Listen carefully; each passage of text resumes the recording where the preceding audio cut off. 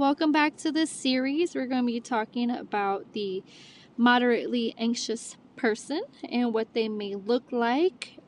This is going to go a little bit more into depth on how anxiety may play a portion of their attachment style and how they are with other people. So let's get into it. Moderately anxious person, often called anxious preoccupied, is primarily defined by a high need for emotional intimacy paired with a persistent fear that others will eventually abandon or reject them. This is from one of their core wounds of childhood, where they were faced with parents that were very unpredictable and often did not know if they were going to be cared for or not, or they were there or then they weren't.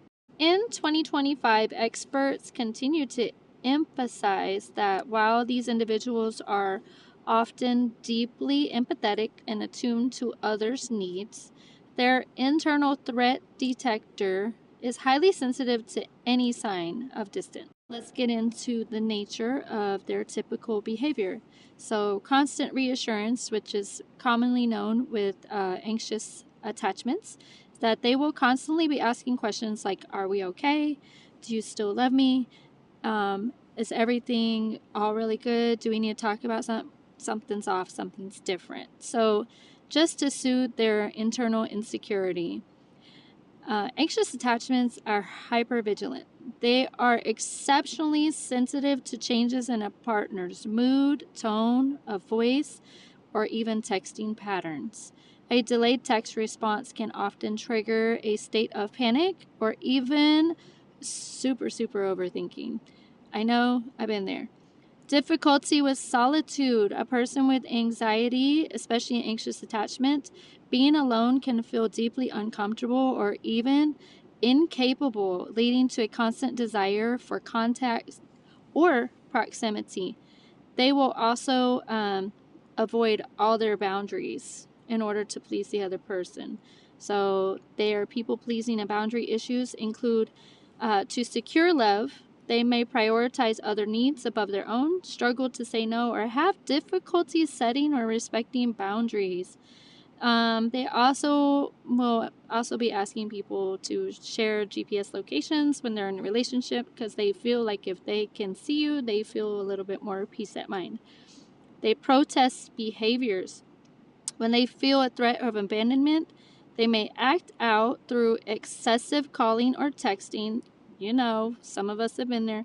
Checking social media for clues or even trying to make their partner jealous just to get a reaction. Let's talk about the internal emotional experience of a moderately anxious person as an attachment. They often hold negative views of themselves while idealizing others, leading to a belief that they must earn love. This is the part where they feel like they have to keep giving to their partner regardless of how they feel about themselves, because they feel if they keep giving, the partner is going to eventually accept it.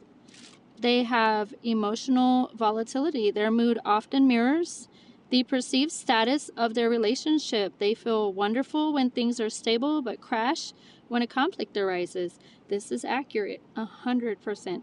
Physical stress signs. Chronic relationship worry can manifest into restlessness, nervous fatigue, fidgeting, or even difficulty sleeping. That's where the overthinking really takes over.